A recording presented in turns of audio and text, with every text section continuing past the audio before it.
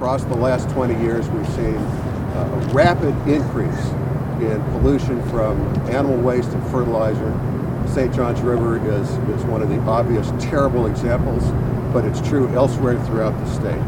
The reason for that was because we didn't have limits that you could put your hand on. This consent decree that was agreed to day before yesterday by EPA will establish those limits quickly, not just for freshwaters, but for estuaries and saltwaters too.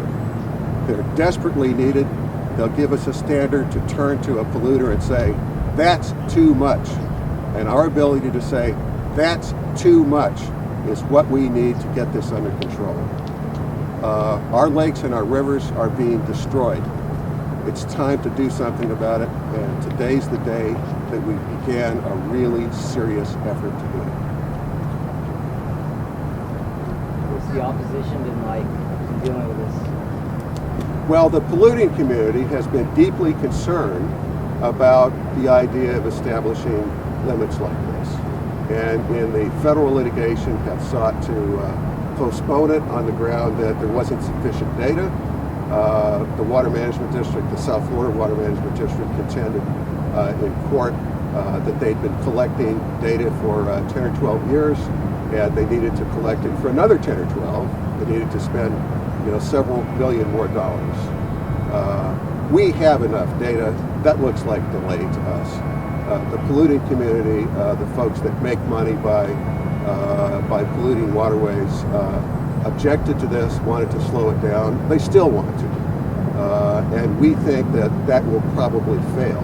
They're putting heavy pressure on the Department of Environmental Protection to try to flank the consent decree by getting state limits before EPA can do it. We hope and expect that Mike Sowell and DEP will work cooperatively with EPA to try to get good scientifically justified limits soon and not trigger a big round of litigation that'll slow everything down. How soon will it make an impact on the river? I think you could see an impact on the river within 2 or 3 years. I think the consent decree calls for the numeric limits to be established by roughly October 2010, and that's when you see numbers. And as soon as that happens, you'll start seeing new numbers in permits. There are sewage treatment plants that discharge into rivers at rates that will be an order of magnitude 10 times higher than what the limits are. There are factory farms that discharge at very, very high levels.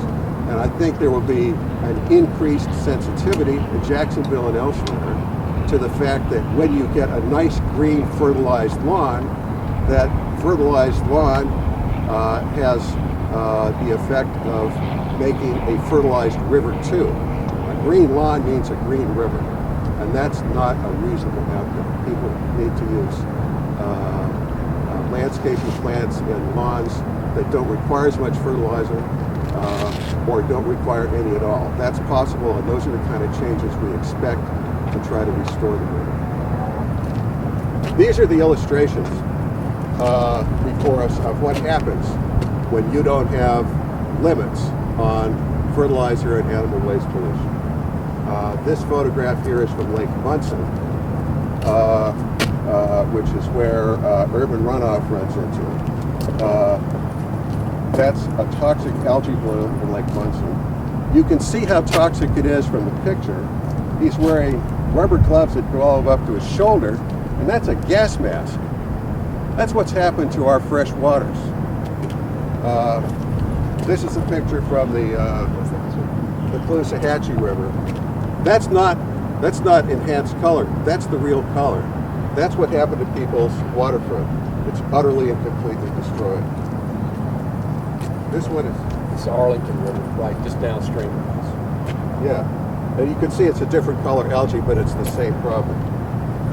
And that right there is... Actually, let's start with the other side of that picture. This is an algae bloom that started in Lake Okeechobee from fertilizer and animal waste pollution and started its way down the Caloosahatchee. This is the Franklin Lock, heading this way down to Caloosahatchee. The lock was opened, the algae bloom went down, And what happened was it created a toxic algae bloom that went all the way down the Caloosahatchee River.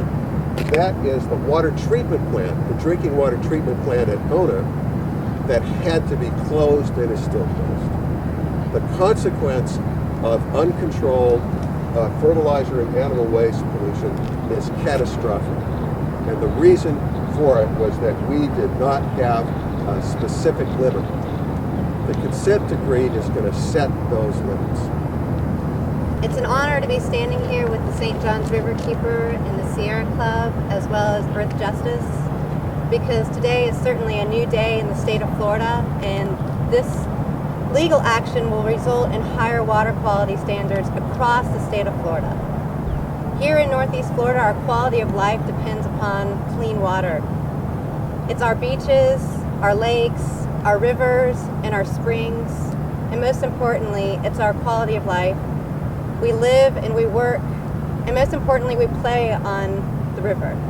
And again, it boils down to our quality of life and what this means to you and me and Neil and Jimmy and Linda and everybody standing here is knowing that our water quality is high standards, and that our rivers and our beaches are not sick any longer, and that our quality of life is better with that.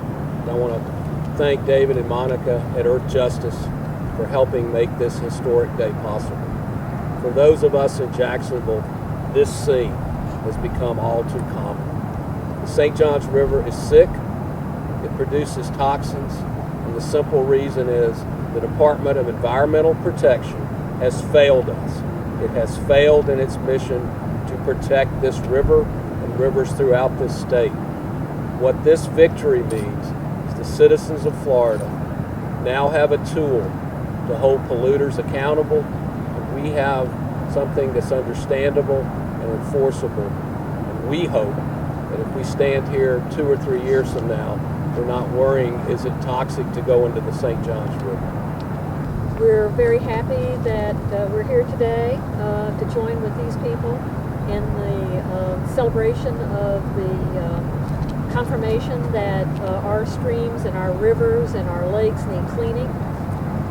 I've heard it said that this might be some sort of an economic impact on industry and growth in the state of Florida. Well, if the economic impact in Florida depends on having polluted waters, waters that we cannot drink, waters that we cannot fish in, waters that we cannot recreate on, then we don't need that kind of economic growth. What we want is clean growth. What we want is growth that relies on a clean environment where people are safe and can enjoy life.